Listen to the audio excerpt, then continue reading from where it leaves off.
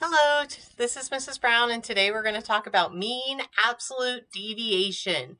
This is another measure of variation and not a measure of center, even though it has the word mean in it. So let's take a look at it.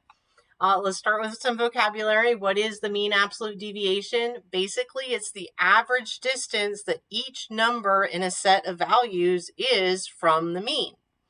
And so the steps, and that's describes the spread, which is why it's a variation and not a measure of center. And so the steps to calculate the mean absolute deviation is step 1, find the mean. Step 2, you're going to find the absolute value of the difference between each number and the mean. Okay, remember absolute value is always positive. So the absolute value of 7 is 7 and the absolute value of -7 is 7. This is a really fancy way of saying we want all our differences to be positive, okay? And then we're going to find the average of those differences. And once we do that, we'll have the mean absolute deviation. So let's take a look. Remember, you can pause this and write these steps down so that you have them. All right, so let's take a look at this first example. Okay, so I have my set of data and I want to find the mean absolute deviation. So the first thing I'm going to do is find the mean. So to find the mean, I'm going to add up the numbers and divide by however many numbers I'm adding together. I've got 1, 2, 3, 4, 5 numbers. Okay, so when I add those together, 2 plus 4 is 6, plus 5 is 11, plus 7 is 18, plus 9 is 27, divided by 5 gives me, well, let's just go ahead and do that. Goes in 4 times, you subtract, what am I saying? It goes in 5 times. Yep, that happens. You subtract, put a decimal point and a 0, okay, and then it goes in 4 times, and you get 5.4, okay? So that's my first step. I find my mean, okay? The next step then is to find the difference between this number and each of these numbers. So when I'm doing 5.4 minus 2, okay, and I would do 5.4 minus 4 and 5.4 minus 5. Now, absolute value, if I continued putting 5.4 first and I did -7, I would get a negative number and then I would take the absolute value. But here's the thing. If I have 5 minus 2, this is just a totally unrelated example, that equals 3. And 2 minus 5 is -3. So if I were taking the absolute value, that -3 would turn into 3. So you actually, so don't panic, can actually write it as 7 minus 5.4, and because it's got to be positive. That's the absolute value part. And that will make it a little bit simpler and less scary, hopefully for you. But understanding that if we were doing 5.4 first each time, we would get the same thing, but the last two would come out negative. But we don't have to do it that way because 5 minus 2 is the same as 2 minus 5. Just one's positive, one's negative, and we want it to be positive, okay? So we need to do these subtraction problems. Remember that when you're subtracting decimals, you have to line up the decimal points.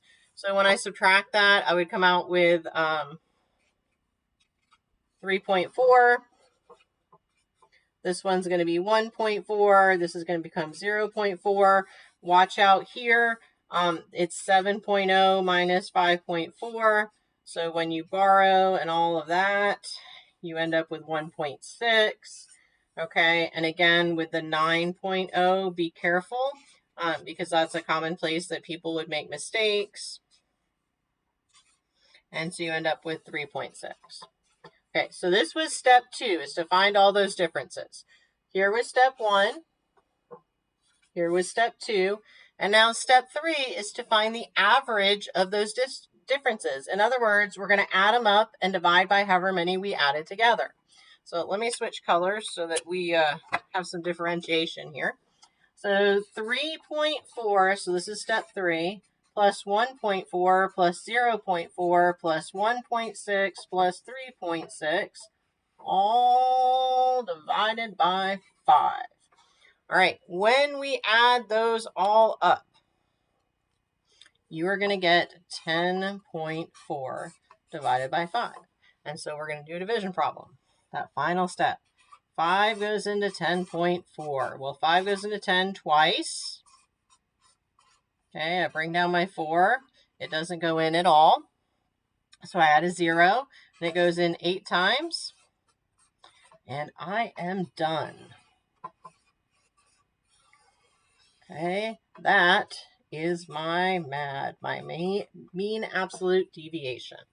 Okay, so there's a lot of little steps. The individual steps are not super challenging. It's all math that you can do.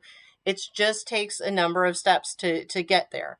So step 1 is find the mean of the numbers. You guys are comfortable with that, okay? Once you've done that, you're finding the difference between the mean and each number in your set. So in this case, I had 5 numbers, so I had to do 5 subtraction problems, okay? Once you've done that, you take these differences that you have, and basically you're just finding the mean of those differences. So you add them all up and divide by however many you added together. So the individual skills are not scary, but this is one of those skills that people are kind of like when they start because it seems so weird and strange. But you can do it. Take the steps one at a time. It's not super scary, promise. All right, so let's take a look at why would we be doing this? Well, we might want to compare mean absolute deviations. Basically, the smaller your mean absolute deviation is, that means the closer the numbers are together. If you have a very large mean absolute deviation, that means they're really far apart. So let's take a look. We'll practice finding the mean absolute deviation of these two sets of numbers, and then we're going to compare what it comes out to. All right, so the first thing I need to do is find the mean. So to find the mean of the first set, and I'm going to do the whole first set, and then we'll do the whole second set. I'm going to add them up, and there are 4 numbers, so I'm going to divide by 4. That's 300 divided by 4 is going to give me, as we do this, again, you can do the division problem. It goes into here 7 times, which is 28. You bring down your 0, it goes in 5 times, so that's 75. So you have 75 as your mean. Okay, that's step 1. Now I'm going to find the difference between the mean and each of those numbers. So 75 minus 72, 75 minus 73, 75 minus 75. And again, remember, I'm just changing the order so that it's positive. 75 minus 80, taking the absolute value of that, is going to give me the same as 80 minus 75. Okay, this is a difference of 3, 2, 0, and 5. Now that I have my differences, I'm going to average those. So this was step 2. This was step 1. Now I'm on step 3. 3 plus 2 plus 0 plus 5. It's a lot easier if there's not decimals, right? Divided by 4. So it's 10 divided by 4. If I do 4 into 10, it goes twice. Remember, I put a decimal point and a 0 to keep dividing. And when I do that, I'm going to get 2.5. So my first one has a MAD, and let's go ahead and circle that in a different color so we can see it. My MAD is 2.5 of the first set of numbers. So again, let's go through that process with the second set. Now these numbers look a lot more, like a lot greater than these numbers, but remember, we're not looking about what the size of the number is. We're looking at how close together or how far apart they are. And that's one of the advantages of using the mean absolute deviation, is it doesn't matter what the numbers are, it's how far apart they're spread. That gives us an idea if they're really close together or really not. All right, so the first step is to find the mean. So I'm going to do that by adding them up and dividing by 4 because there's 4 numbers. When you add these up, there's 72 divided by 4 gives me 18. So this represents my mean. So what I'm going to then do is find the difference between my mean and each of these numbers. So 18 minus 12, 18 minus 16. Again, because if I do 20 minus 18, it's going to come out positive instead of doing 18 minus 20 and taking the absolute value. I'm kind of saving myself a step there. So 24 minus 18. And so now I'm going to find those differences. This is 6, 2, 2, and 6. Okay, so this was all step 2. I found the difference between the mean and each number in my data set.